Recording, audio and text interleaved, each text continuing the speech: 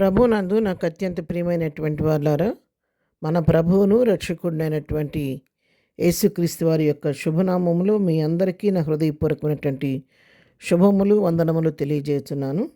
ఉదయకాల సమయంలో దేవుని వాక్యాన్ని ధ్యానం చేసుకుందాము. ఈరోజు వాక్య ధ్యానము కొరకు మనం తీసుకున్నటువంటి లేఖన భాగము కీర్తనల గ్రంథము 119వ కీర్తన 130వ వచనం చదువుకుందాం. నీ వాక్యములు వెల్లడి అవుటతోడనే వెలుగు కలుగును, అవి తెలివి లేని వారికి తెలివి కలిగించును. ఆమేన్.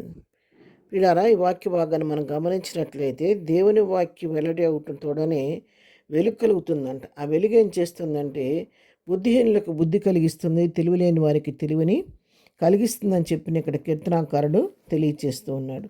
అవును ప్రియులారా, వాక్యానికి ఉన్న శక్తి మహత్వ ఎంతో అద్భుతమైనది.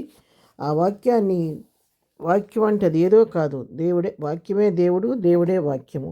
అందుకు నా మాటలు కాదు, వాక్యంలో చూద్దాం. యోహాను సువార్త 1వ అధ్యాయము. ఆది యందు వాక్యం ఉండెను, వాక్యము దేవుని యొద్ద ఉండెను, వాక్యము దేవుడై ఉండెను. చూసారా, వాక్యమే దేవుడై ఉన్నాడు. దేవుని వాక్యాన్ని విడదీయటానికి వీల్లేదు. వాక్యమే దేవుడు, దేవుడే వాక్యము.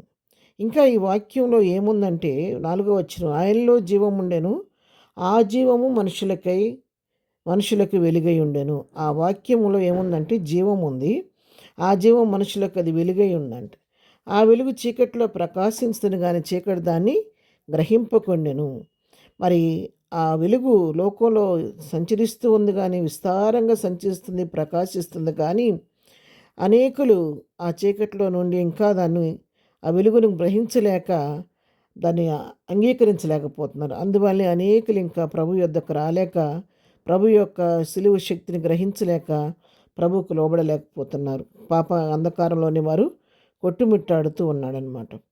మరి ఆ వెలుగు లోకంలోకి వస్తుంది. ఆ వెలుగు ఎటువంటి వెలుగు అంటే ఇది స్వచ్ఛమైన వెలుగు, నిజమైన వెలుగు. 9వ వచనం, నిజమైన వెలుగు ఉండెను, అది లోకంలోనికి వచ్చుచు ప్రతి మనుష్యుని వెలిగించుచున్నది. ఎవరైతే ఈ వెలుగును అంగీకరిస్తారో, ఈ వెలుగును తమ జీవితాల్లోకి ఆహ్వానిస్తారు, ఆ వెలుగును పొందుకున్న వారు ఎలా ఉంటారంటే వారు వెలుగు సంబంధులుగా ఉంటారు. ఆ వెలుగు ఒక వ్యక్తిలోకి వచ్చినప్పుడు ఆ వ్యక్తి యొక్క జీవితాన్ని వెలిగిస్తుంది. వారు వెలుగుమయులుగా ఉంటారు, లోకంలో ప్రకాశవంతులుగా, లోకాన్ని వెలిగించేవారుగా వారు ఉంటారని చెప్పి దేవుని వాక్యం ద్వారా మనం తెలుసుకుంటున్నాం. అంతేకాదు, ఆ వాక్యం ఎప్పుడైతే ఆ వెలుగు ఒక వ్యక్తిలోకి వస్తుందో ఆ వ్యక్తికి ఎలా ఉంటుందంటే తనలో ఉన్న మూఢత్వం తొలగిపోదు, తనలో ఉన్న బుద్ధిహీనం తొలగిపోదు, తనలో ఉన్నటువంటి తెలివి తక్కువతనం తొలగిపోయి తెలివి లేని వారికి సైతం అది తెలివిని కలిగిస్తుంది, అజ్ఞానులకు సైతం జ్ఞానాన్ని కలుగు చేస్తుంది. వాక్యానికి ఉన్న మహత్తరమైన శక్తి అది. అంతేకాదు, మత్తయి సువార్త 5వ అధ్యాయం మనం చూస్తే 14వ వచనం, మీరు లోకమునకు వెలుగై ఉన్నారు.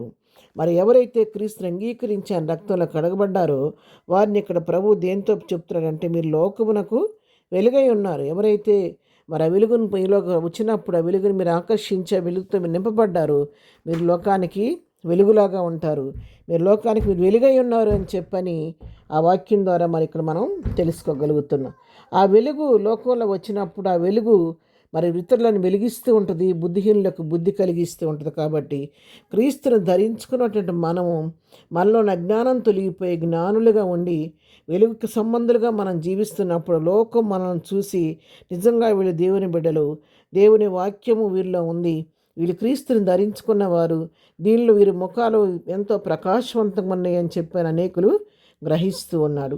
119వ కీర్తన 105వ వచనం మనం చూస్తే, నీ వాక్యము నా పాదములకు దీపమును, నా త్రోవకు వెలుగునై ఉన్నదని చెప్పి వాక్యం సెలవిస్తుంది. అంతేకాదు, ఏ వాక్యం అయితే మనం అంగీకరిస్తున్నామో ఆ వాక్యం ఏం చేస్తుందంటే మన పాదములకు దీపంలాగా ఉండి మన ముందు నడిపిస్తుందంట. మనం నడిచే త్రోవకు అది వెలుగుగా ఉండి మన చీకట్లో ఇరుకు మార్గులకు మనం వెళ్ళకోకుండా, మరి గాఢాంధకారులు చిక్కుపోకుండా మన మార్గం అంతా వెలుగుమయంగా చేసి ఆయన మనకు ముందు నడుస్తూ మంచి గొర్రెల కాపరిగా మనల్ని వెనక్కి నడిపిస్తూ సరైన మార్గంలో, తిరునైన మార్గంలో, దేవునికి ఇష్టమైన మార్గంలో ప్రభు మనల్ని నడిపిస్తూ ఉంటాడు. కాబట్టి ఈ ఉదయకాలం వాక్యం వింటున్న మనందరం కూడా ఆ వెలుగుని మన హృదయంలోకి ఆకర్షించి వెలుగు సంబంధాల వలె ఈ లోకంలో మనం వెలుగుతూ ఇతరులకు వెలిగిచ్చేవారిగా ఉందాము. ప్రార్థన. ప్రేమ కలిగిన తండ్రి, పరిశుద్ధ ఉదయకాలం మాకు ఇచ్చినటువంటి శ్రేష్టమైన వాక్య భాగాన్ని బట్టి నీకు వందనాలు. అవును ప్రభువా, నీ వాక్యం ఎప్పుడైతే వెల్లడవుతుందో అప్పుడు మా జీవితాల్లో వెలుగు కలుగుద్ది. ఆ వెలుగు మాలో వచ్చినప్పుడు మాకు తెలివి కలిగిస్తుంది కాబట్టి అటువంటి శ్రేష్టమైన వెలుగుతో ఈ దినం వాక్యం అందరిని నింపండి. వెలుగుమయులుగా నీ కొరకు తేజరిల్లే కృప మాకు అందరికీ దయచేయండి. ఈ దినం మేము చేయి పని పట్ల రాకపోకల్లో తోడుగా ఉండండి. ఈ దినం బర్త్డే మ్యారేజ్ చేసుకున్న బిడ్డలను దీవించండి, ఆశీర్వదించండి, వారి అవసరక్కర తీర్చండి.